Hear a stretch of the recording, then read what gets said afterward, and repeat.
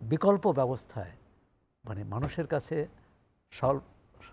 অপেক্ষাকৃত কম দামে এই নিত্যপণ্য চালসহ চাল তেল যেগুলো একেবারেই অপরিহার্য এগুলো পৌঁছানো খুব জরুরি। আর আমরা দেখেছি যে এই যে ট্রাকের সামনে লাইন দিয়ে খাদ্য পণ্য দেওয়া হতো এক ধরনের লোক দেখানো। আপনি ঢাকা শহরে 2 লাখ লোক, তার মধ্যে যদি ধরে নেই 50 লাখ লোক গরিব, মানে এটি পাওয়ার দাবিদার, কিন্তু 50 লাখ তো দেওয়া হতো না, দেওয়া হতো 10,000কে, 20,000 বা 50,000 বা 5 লাখ।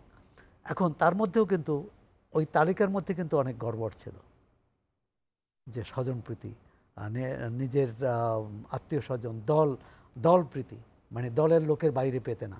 আরেকটি বড় এখানে তাহমিদ আছে, আপনারও দৃষ্টি আকর্ষণ করছি, আমরা কিভাবে এটা করতে পারি। ঢাকা শহরের যে গরিব মানুষ তাদের বেশিরভাগই কিন্তু ভোটার হচ্ছে নিজ এলাকায়, মানে গ্রামে। ঢাকা শহর তার আবাসস্থল না, তার জন্য ঢাকা শহর না, তিনি জীবনের তাগিদে ঢাকা শহরে এসেছেন এবং এখানে কার্ডটি কিন্তু তার এখানকার না।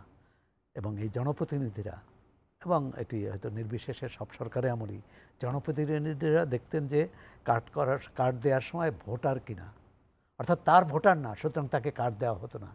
এরকম লাখ লাখ আছে ঢাকা শহরে, যে রিক্সা চালক, দিনমজুর, অটো চালক, যারা ঢাকার ভোটার নয় তারা কার্ড পান না। আবার গ্রামে যেহেতু থাকেন না তারাও পান না। আমি মনে করি এই ক্ষেত্রে নজরদারিটা সারা দেশব্যাপী এই নজরদারিটা থাকা উচিত।